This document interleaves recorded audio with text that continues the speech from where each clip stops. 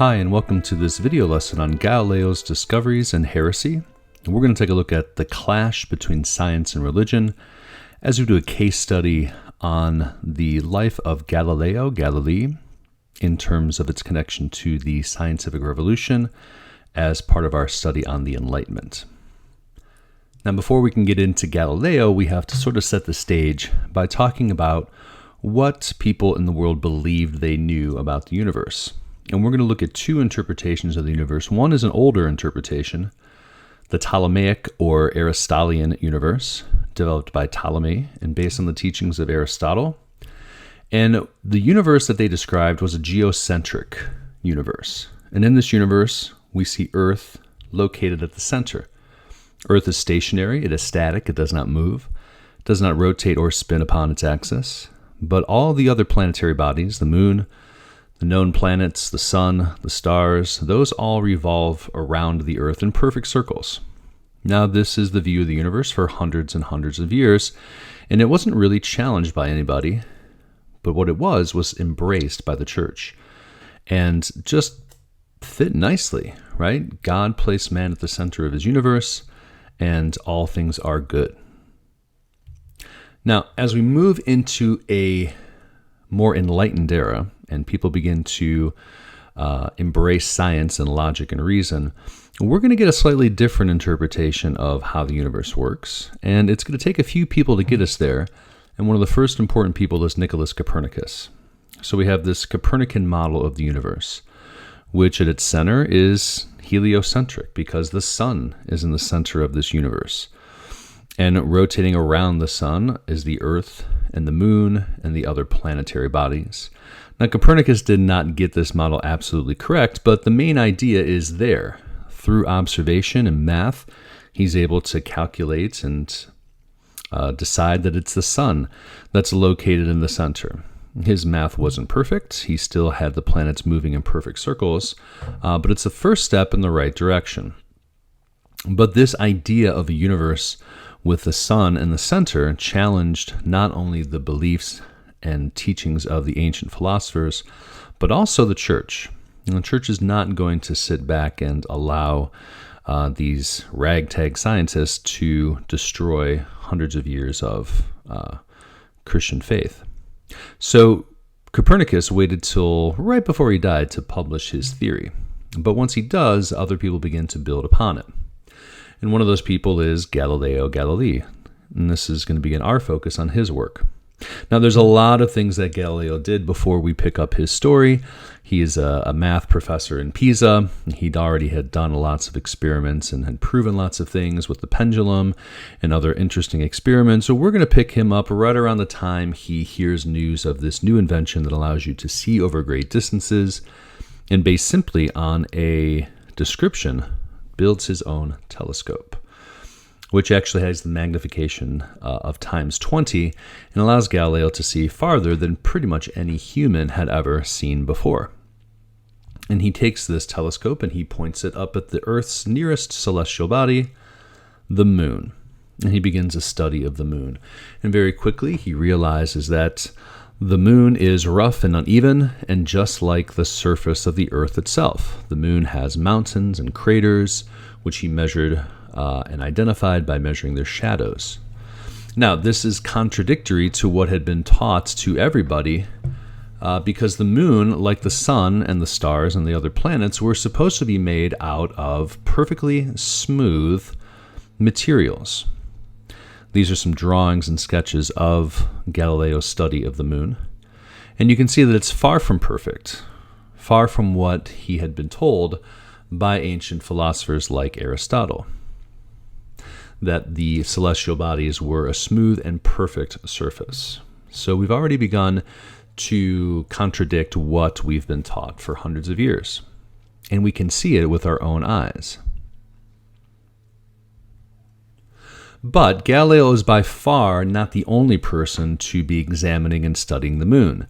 One thing we tend to fall into the trap of Galileo as the only one who's doing this, and history doesn't exist in a vacuum. There are other people at this time making similar observations. One of those is the English scientist Thomas Harriot. Harriot also observed the moon and came to the same conclusions as Galileo did, and he did it a few months ahead of him. So his drawings and observations of the moon actually predate Galileo's. But the one thing that Harriot did not do was he did not publish his findings. For whatever reason it was, I'm sure we could find out if we wanted to dive into Harriot's life, but he never published his findings. They weren't published until after his death, and therefore after Galileo had published his. Galileo was quick to publish and get the news and information out there, and because of the advent of the printing press and the development of the printed materials in Europe, news traveled quickly. But if we go back even further, back to the days of actually before Aristotle and Ptolemy and the ancient philosophers, we go back to a guy named Axagorus. We go back to a guy named Axagorus, who lived in the 5th century and was a Greek philosopher. Axagorus didn't have the benefit of a telescope, but he had some pretty accurate ideas about how the universe worked. He believed that it was the sun that puts the brightness into the moon, and he was absolutely correct. He believed that the moon was actually made from pieces of the earth. We don't know this for a fact, and there's still debate today about the actual origins of the moon, but this is one of the common beliefs, is that the moon was made from pieces of the earth. He also believed that there were an infinite number of elements. Back in his time, there were only 4 elements: earth, fire, air, and water. And Axagorus believed that there could possibly be an infinite amount of elements that existed in everything. A pretty far out idea. He also believed that the moon and sun were not gods, but rather objects in the sky, which they are. They're celestial bodies. It's a moon, it's a sun, it's not a god. And it was this idea that actually got him in trouble. So he shares a lot in common with Galileo, that their ideas actually are going to cause them to be arrested, put on trial, and for Axagorus exiled from Athens. He actually had a crater named after him on the moon, the Axagorus crater, which you can see here. So Galileo is by far not the first person to study any of these things. He's the first to do it with a telescope. Therefore, he has proof of his discoveries. And he is quite quickly and frequently published. So his discoveries are read by people very quickly.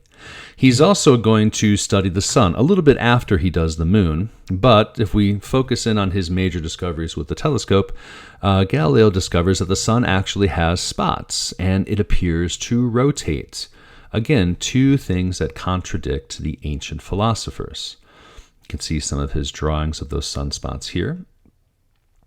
And if you track the sunspots from the 24th to the 27th, that would indicate if the spots aren't moving, that actually it is the sun that's moving. And this leads him to believe that the sun is actually rotating.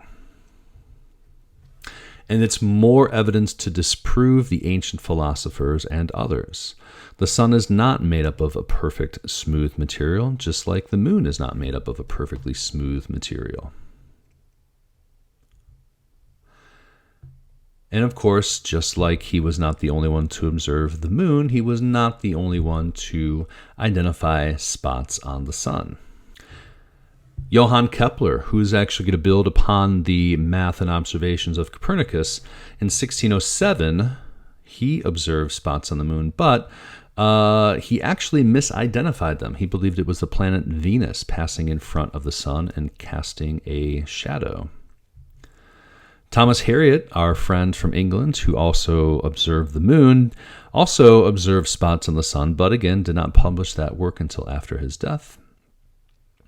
And Christoph Scheiner, who was a priest in 1611, also identified sunspots, but he believed that they were shadows cast by the planets. Okay, so he was incorrect. But everybody here had also identified the sun having spots, just not exactly accurate to explain their origins. But if we wind the clock back further to the Chinese astronomer Gan Di, or John Dee, he lived between 400 BCE and 340 BCE, and he was a royal astronomer. He had noted and observed sunspots. This again is without the advantage of a telescope. He recorded these observations also, not just of the sunspots, but of the planet Jupiter and one of its moons, something we're going to talk about in a moment with Galileo. So back in the 300 BCE, this gentleman had already identified Jupiter having one moon. He also documented an accurate measurements of not just the planet Jupiter, but of Venus and Mercury as well. So again, Galileo gets a lot of the credit, but there were lots of other people who were involved in studying the stars and the moon and the sun. And of course, in Axagorus, you saw sunspots too. Very good. So again, Galileo gets a lot of the accolades, but lots of people were already doing this even hundreds of years before Galileo was born. So back to Scheiner, he and Galileo actually exchanged a number of letters debating the sunspots. And Galileo had a pretty good handle on the science and the observations behind it. And he was able to essentially shut down Scheiner's arguments pretty quickly and forced him to accept that the sun is not made of a perfect substance and that the spots were not shadows cast by other planets or stars, but actually imperfections on the surface of the sun. So Galileo was good at backing up his theories with his evidence.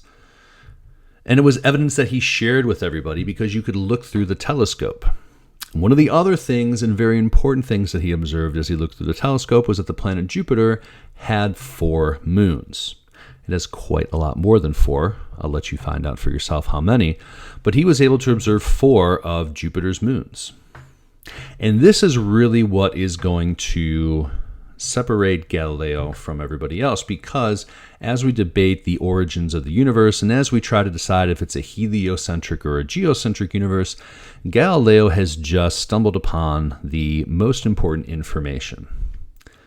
Because if Jupiter has 4 moons and we could observe those moons rotating around Jupiter, then we can therefore say that the Earth can't possibly be the center of the universe with everything rotating around the Earth. If Jupiter's moons were truly orbiting the Earth as the center of the universe, then how do we explain the movement of those moons around the planet Jupiter? According to everything that we know, if this universe functions on a geocentric basis, how can Jupiter's moons orbit Jupiter? They would have to orbit the Earth. Now, even after Copernicus's information got out that the universe was a heliocentric universe, you had lots of people coming up with very interesting math and very interesting theorems and very interesting calculations to try to disprove all of that.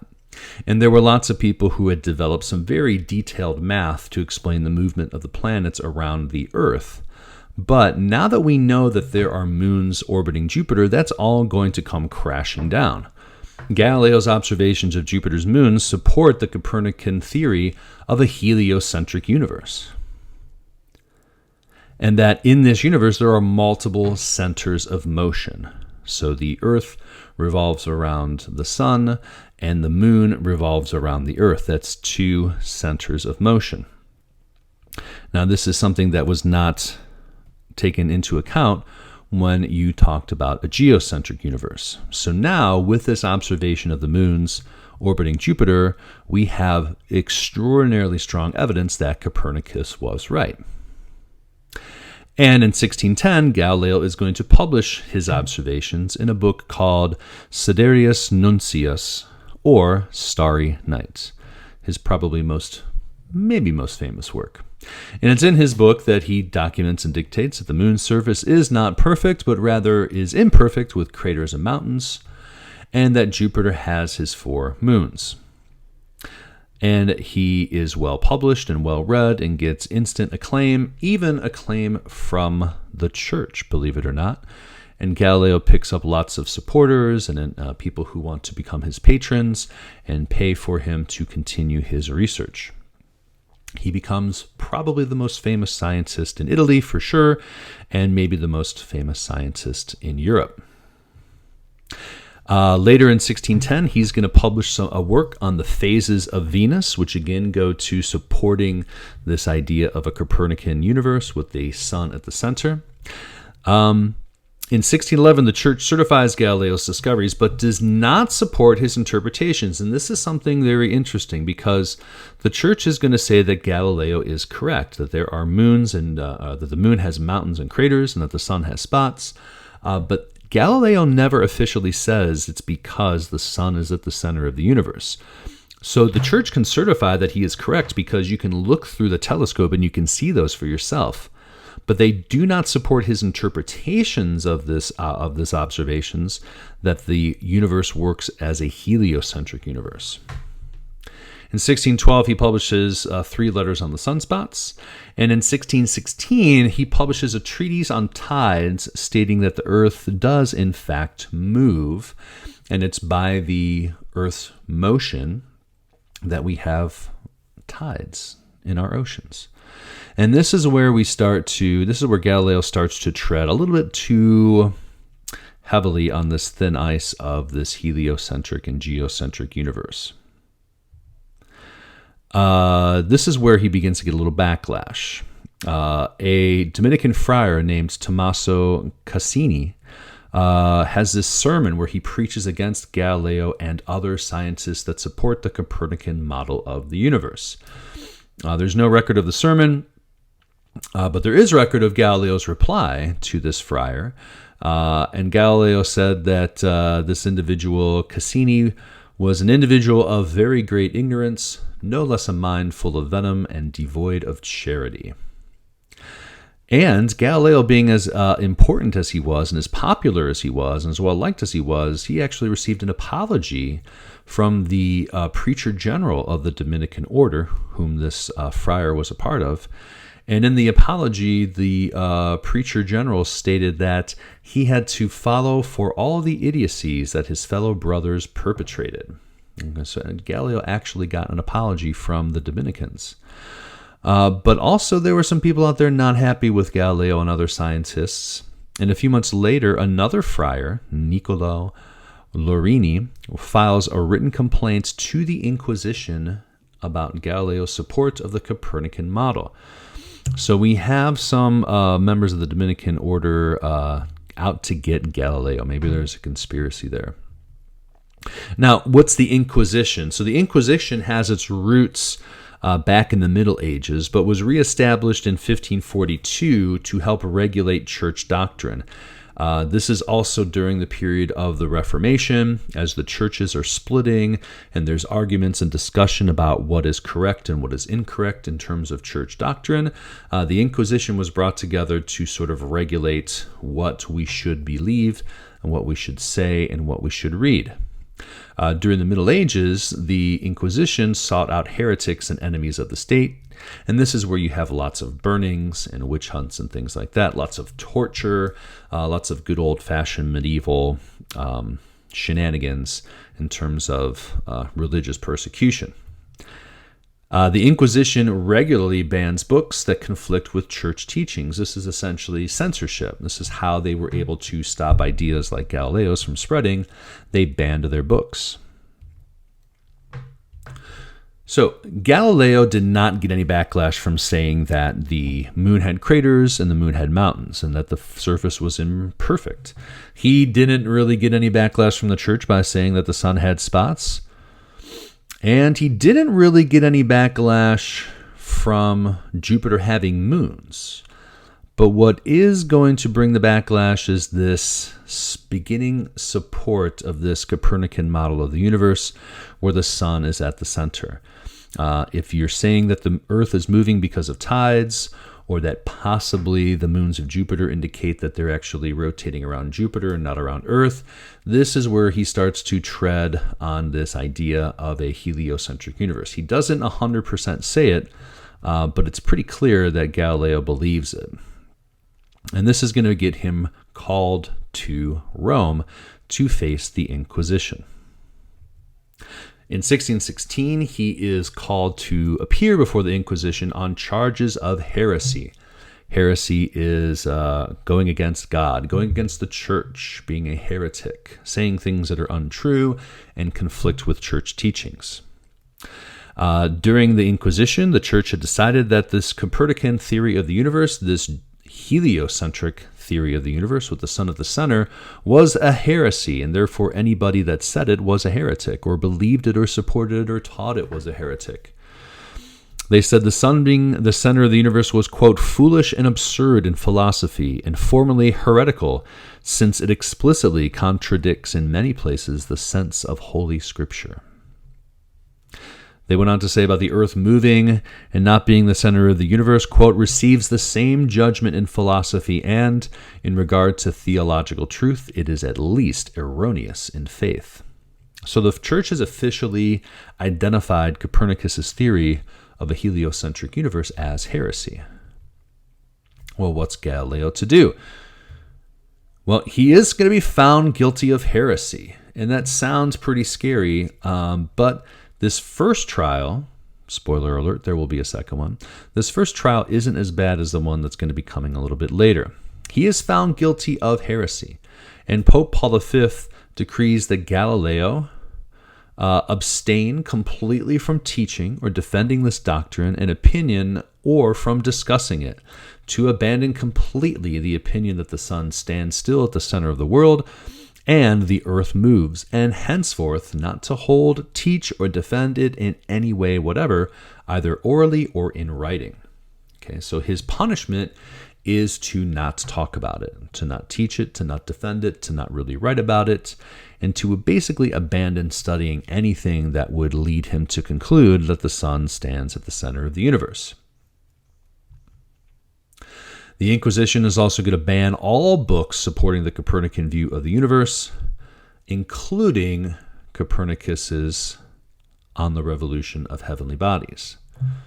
So, they ban the books to stop them from getting out into the hands of people and from reading them, to stop them from believing this false doctrine altogether, contrary to Holy Scripture. Galileo doesn't face any real punishment. He doesn't do any penance, really, supposedly. He kind of gets off pretty easy for being found guilty of heresy. And then things kind of cool off for Galileo for a while. And in 1623, that pope dies, and he's replaced by a new pope who's actually a good friend of Galileo and a supporter of Galileo when he was a cardinal. Cardinal Barberini becomes Pope Urban VIII. So now Galileo has a friend in the papacy, a friend who's the pope. That's a pretty good person to have on your side. And he is permitted to continue his work as long as he treats the sun-centered theory as a theory and not fact.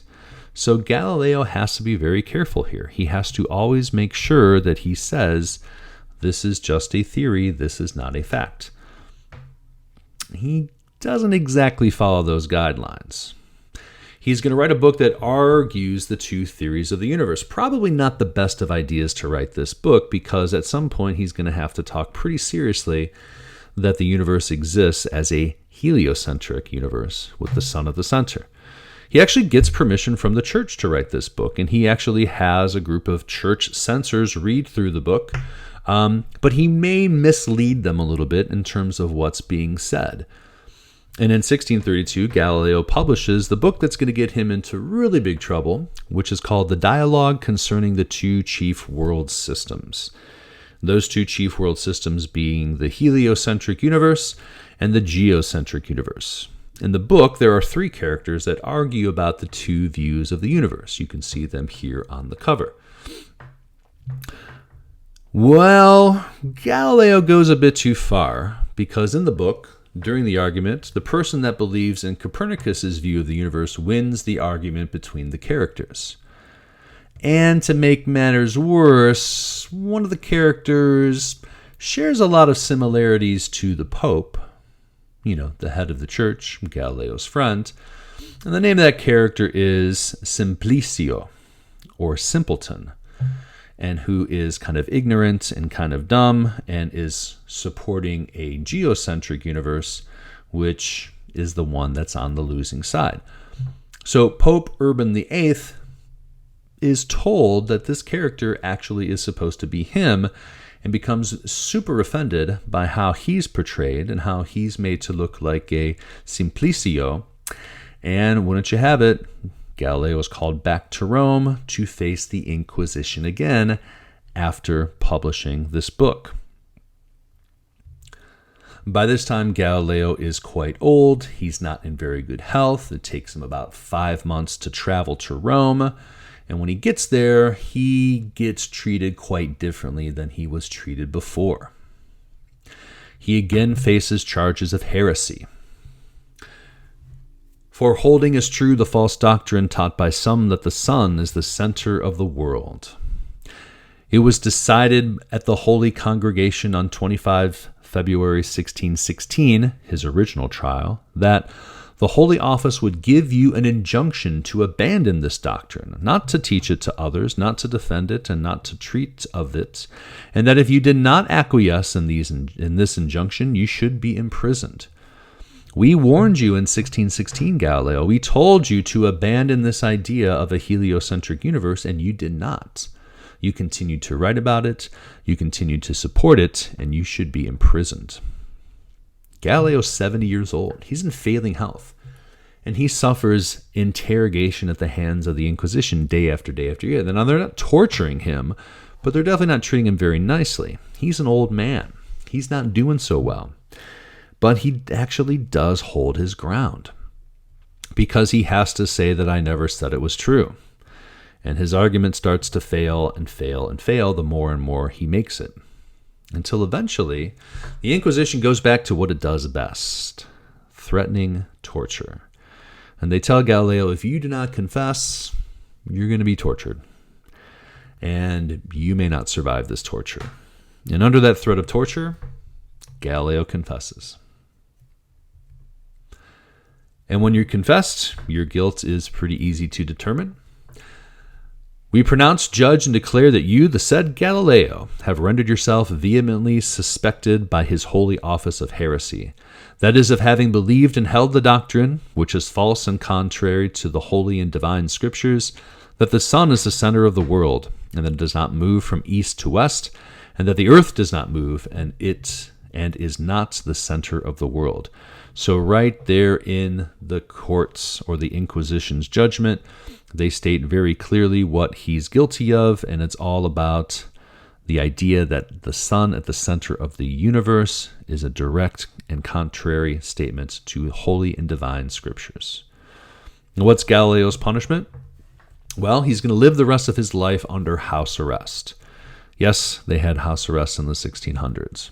No ankle bracelets, though. He must publicly recant and deny that the sun is the center of the universe. And this is a really big deal, because he has to publicly admit that he was wrong, which makes people question all of the work that Galileo has done and that other people have done. He has to say that Copernicus was wrong as well, and that Kepler was wrong, and other people were wrong, and that the church is absolutely correct. His books will be banned by the church, so his work and his words will not be read by anybody else. And he's not allowed to publish any more books, obviously. The church can't take the risk that Galileo will not write something else that's dangerous to people. So in his recantation, Galileo says the following. It's only part of his recantation, but it's probably the most well-known piece. With sincere heart and unfeigned faith, I abjure, curse, and detest the aforesaid errors and heresies, and generally every other error, heresy, and sect whatsoever contrary to the said holy church. And I swear that in the future I will never again say or assert, verbally or in writing, anything that might furnish occasion for a similar suspicion regarding me. I renounce everything I said. I renounce everything I did. Anything I did or said against the church, either verbally or in writing, and that I will never ever do it again. So help me God. Now, during his house arrest, he actually did write a book while he was there called The Two New Sciences, which is all about his studies in mechanics. Now, studying mechanics is one way to avoid getting in trouble with the church, because he's not talking about the universe or the sun or the moon or the earth. He's simply studying mechanics. It actually wasn't published by the church or anything like that. It was actually smuggled out of Italy and published outside of the country. So the church didn't know that Galileo had it secretly published. And this book actually influenced a whole new study of physics and created modern-day physics. And Galileo will have deteriorating health for a few years. He will spend the last 7 years of his life under house arrest until he dies on January 8th, 1642, blind and essentially penniless. So, Galileo's story is a very interesting one. So let's break down this case study of Galileo and wrap this up.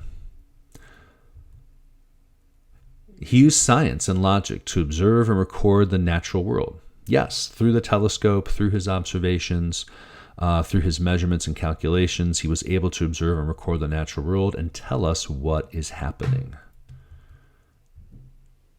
He gathered evidence that others could also see and verify. And this was really a big deal because he could hand you the telescope and say, look there, what do you see? And I have to admit that I see mountains on the moon.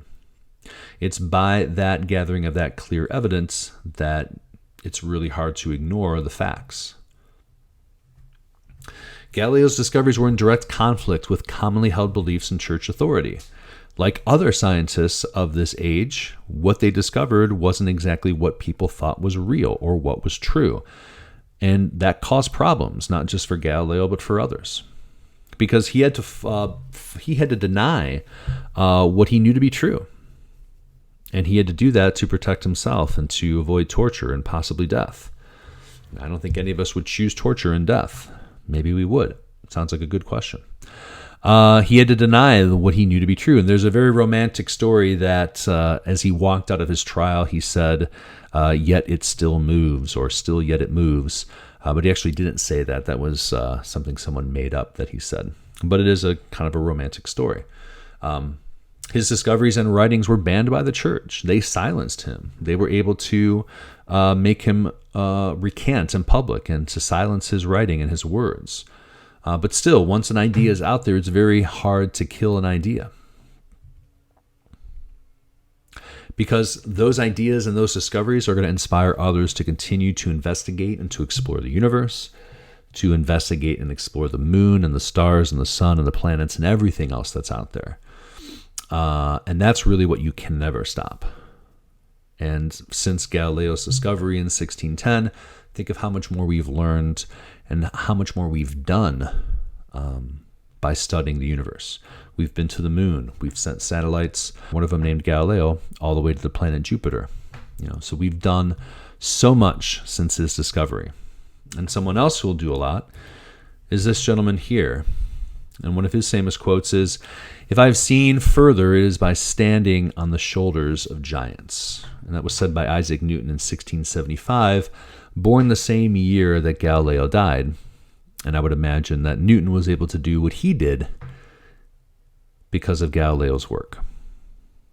So, that's our case study on Galileo. He's someone that we can look at to really understand this scientific revolution and both the advances as well as the risks and the challenges that were involved in the work that they did.